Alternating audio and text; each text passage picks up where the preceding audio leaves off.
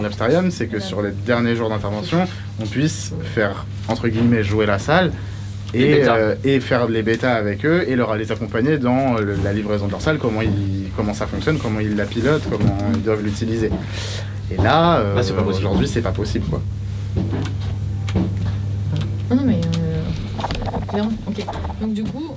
Les mécanismes, c'est le dernier truc qu'on installe dans la salle, quoi. Il y a certains espaces qui sont pas prêts, qui sont pas finalisés et qui se rendent compte qu'en fait, ils vont pas pouvoir les installer. Il y a souvent des problèmes liés à la multitude d'intervenants. C'est extrêmement compliqué. Le moindre problème, le moindre délai d'approvisionnement pour telle pièce fait que on peut pas finir telle autre, on peut donc pas installer les cloisons, donc on peut pas installer le décor. Mais jusqu'où il doit aller pour que vous puissiez intervenir? On va essayer de se donner... Tous les points qu'on a dit. Ouais, mais tous les points, ça fait beaucoup de choses, parce que du coup, on se parle quand même des luminaires et tout ça. S'ils n'ont pas fini, pardon, tout ce qui est décor, on n'aura pas aussi les mêmes... Non, mais on a envie que ce soit fini, quoi. Pour que je puisse vous communiquer la date à vous, à jour de ce qu'on vient de se dire aujourd'hui, et de l'état actuel des choses, d'avancement des choses. Et dès qu'on a cette date, vous voyez d'un point de vue orga interne, vous, quand est-ce que ça peut être calé, votre semaine d'intervention? Donc là, on arrive début juin. Le 9 juin, on a les annonces gouvernementales qui nous disent fin des confinements, vous pouvez réouvrir les établissements recevant du public. Sauf que nous, on sait très bien qu'on ne pourra pas ouvrir le 9 juin. Donc on aura encore un gros mois de travaux derrière, parce qu'il y avait encore beaucoup de travail. Donc en fait, à partir du 9 juin, chaque jour qui passe, c'est du jour où on perd de l'argent, on perd des clients. Et juste les questions, c'est comment on va faire financièrement, parce que ça veut dire qu'il faut payer un mois de loyer de plus sans rentrer un seul centime. Et surtout, quand est-ce qu'on va pouvoir ouvrir? Est-ce qu'on va pouvoir tenir nos engagements? Toutes les personnes qui ont bossé sur Deep Inside ont déjà travaillé sur ce genre d'expérience, sauf que ici, c'était pas juste 2 salles qu'on créait, c'était 2 salles, plus une cité des martyrs, plus un énorme ascenseur, plus une librairie, plus... Il y avait tellement de choses, tout est décoré. Tout le monde était dépassé par l'ampleur du chantier et le manque d'anticipation au début a fait qu'on s'est retrouvé à la fin en mode comment on fait? Il y a eu une mauvaise communication sur le chantier, il y a eu des problèmes de coordination. Le dernier mois, ça a été hyper intense au niveau du boulot et au niveau du stress aussi. On se met un coup de pression sur le chantier et on se dit ok, là par contre il faut vraiment y aller. On a refixé la date d'ouverture en se disant 1er juillet, tout simplement début de mois. On était sur fin juin au début.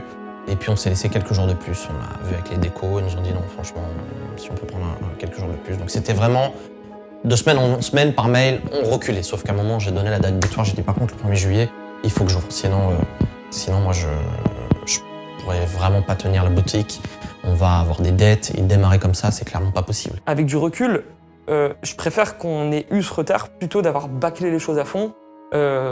Au moins, on sait que bon, on a eu retard, mais par contre, la qualité et le niveau de détail est là.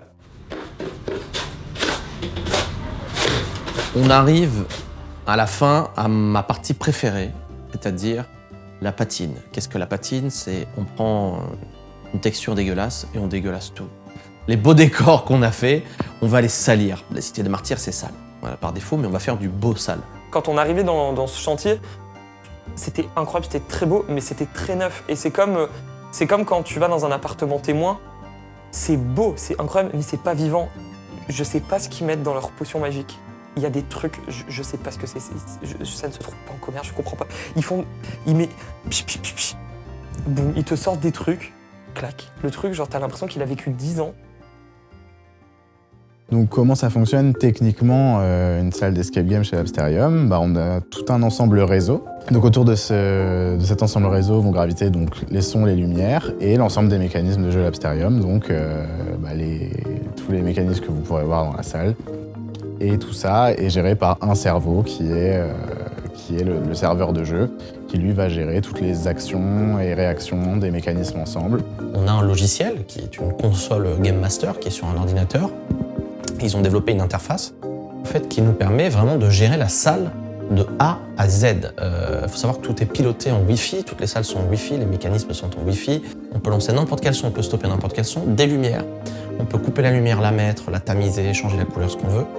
et des FX, c'est-à-dire les machines à fumer, et aussi des portes, c'est-à-dire on peut ouvrir telle porte, toutes les portes sont pilotables une par une, et parce qu'il y a des électroaimants, donc on peut commander à distance. Enfin, franchement, c'est un confort extraordinaire. On fait beaucoup de nouvelles techno, beaucoup de domotique, beaucoup de sans-fil pour justement simplifier après le chantier. C'est beaucoup plus facile de modifier un élément qui a juste besoin d'une arrivée électrique et qui est sans fil que modifier un élément où il faut repasser du câblage dans tous les murs. Donc l'Absterium, dans leurs ateliers, on fait un gros boulot préparatoire, c'est-à-dire déjà une programmation. Donc nous, on avait rempli un fichier Excel où on avait dit, voilà, quand les joueurs arrivent, il se passe ça. Il y a telle lumière, il y a tel son. Quand les joueurs font telle action, il y a telle lumière, il y a tel son. Beaucoup de préparation en amont de leur part, et ensuite sur place, quand ils sont arrivés, ils sont donc arrivés avec la programmation qu'on a affinée sur place. C'est-à-dire, on a fait les salles, on a dit, alors attends, la lumière peut-être ici, est-ce qu'on peut la tamiser un tout petit peu? Ok, donc ça a pris une bonne grosse semaine pour pouvoir bien affiner les programmations. Ils programmaient des trucs, pour eux ça leur paraît... C'est genre ultra lambda, ils sont là, ils rentrent des codes. Nous on était en mode... Waouh, genre ça s'allumait en violet, c'est incroyable. Et ils nous regardaient à chaque fois en mode... Ok, pourquoi pas, mais on était émerveillés. On était comme... Moi j'étais à Disneyland. Là on est le dimanche 20 juin.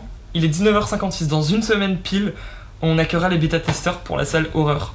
Les bêta-tests sont indispensables avant d'ouvrir une enseigne, si tant est qu'on ait le temps d'en faire.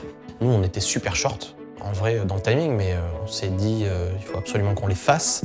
D'une, pour donner la primeur à nos amis de venir jouer chez nous, et de deux, pour avoir un retour sincère de ce qui va et ce qui va pas, ce qui est plaisant dans les salles, ce qui ne l'est pas, etc. etc. Donc ça, c'est important. Et on a fait un gros week-end de bêta-test en mode run, vraiment, on enchaînait les salles. On va accueillir les premiers clients, enfin les premiers testeurs. Je vais bien fermer, toi tu te mets ici, ok? Tu te mets là quand je leur parle, pour pas que...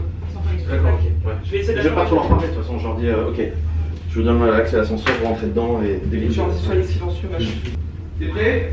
Bah écoute, ouais, faut juste que moi je passe du coup de l'autre côté et tu viens refermer les rames. C'est un pied caché. On sur les pieds, ça va? Bonjour. Qu'est-ce que t'en penses de cette librairie? Bah, les verts, hein. Alors elle est pas finie. J'ai hâte de tester. Waouh, c'est oufissime, on est en train de faire les bêtas là, mais... Ça se passe tellement bien, les gens ils sont trop choqués. Vraiment, c'était histoire de prendre en main les salles qui au début étaient très complexes à game masteriser, donc il a fallu du temps pour qu'on puisse s'installer, trouver la bonne dynamique et enfin se dire ok, on peut ouvrir et gérer. Et c'était les toutes premières fois qu'on jouait les personnages devant des gens, et ça c'était incroyable à faire. Quand on monte en escape, le kiff intime c'est de faire game master, en dehors d'écrire et la partie création qui est aussi je pense la plus excitante. Il y a cette partie de dire putain, je vais faire jouer ma salle, quoi. Je vais faire peur aux gens ou je vais leur faire des tours de magie, c'est incroyable. Dis-toi que voilà, c'est que du bonheur. C'est pas vraiment du bonheur là. J'ai dû prendre des Doliprane tellement j'ai mal au ventre. Bah, c'est normal, tu sais, c'est comme si on faisait un spectacle. La première d'un spectacle, tu vois. Et Ouais. c'est ça en plus, c'est un spectacle qu'on fait. Donc Ah, ça me stresse de ouf. c'est stressant. Bienvenue chez Digital. Premier jour du mois de juillet. Nous venons d'ouvrir notre librairie. Donc premier jour d'ouverture, jeudi 1er juillet 2021. On est deux et on se dit ça y est quoi. Ça, la porte va s'ouvrir, les premiers joueurs vont arriver et c'est moi qui les accueille. Théo reste en régie et c'était pour le magicien, donc la toute première session, c'était le magicien de Paris. C'est vraiment le moment où tu te dis ça y est, c'est parti, tu fais ton premier briefing, t'as les premières personnes en face de toi qui vont écouter ton histoire, qui vont rentrer dans ton univers. Le fait qu'on se soit dit avec Théo on va monter ça, tu vas automatiquement dans des cases dans lesquelles jamais de ta vie t'aurais pensé aller. Ça a été une grande aventure remplie de haut et de bas, de très haut, de très bas, très honnêtement. Et j'étais pas du tout armé pour ça. Parfois, je prends du recul, je me dis, putain, t'as monté un commerce de 300 mètres carrés en plein Paris. Ça peut paraître anodin, mais en réalité, il y a tellement de difficultés pour arriver à ouvrir les portes que tout soit nickel dedans et que les gens s'amusent et ressortent et mettent des avis et continuent et qu'il y ait des gens qui tous les jours achètent des sessions, c'est incroyable en fait. Moi, ce que je ressens personnellement de ce projet, c'est vraiment de la fierté parce que je me dis, j'ai souvent voulu faire des choses sans les faire finalement parce que je me disais, je suis pas légitime à faire ça, parce que je me disais, je suis trop jeune, parce que je me disais, on me prendra jamais au sérieux. Et en fait, cette aventure, c'est fou parce que j'ai réussi à m'enlever toutes ces barrières qui auraient pu m'angoisser au plus haut point, mais j'ai tout donné et très franchement, je pensais vraiment pas que j'étais capable de faire quelque chose pareil. Putain, j'ai suivi mes rêves. Ce que je nous souhaite, c'est que ce projet vive longtemps, qu'il ait du succès, que les gens se rendent compte de tout l'amour qu'on a mis dans les salles, de toute notre passion en fait, parce que c'est littéralement toute notre vie qu'on a mis. On s'est mis à nu pour donner les meilleures expériences possibles, pour les pousser à fond, pour que tout le monde s'amuse et pour que tu oublies toute ta vie pendant le moment où tu es à l'intérieur. Et du coup, voilà, j'espère que ça va résonner chez plein de personnes pendant très longtemps. On n'a plus qu'à croiser les doigts et maintenant, le sort est entre vos mains.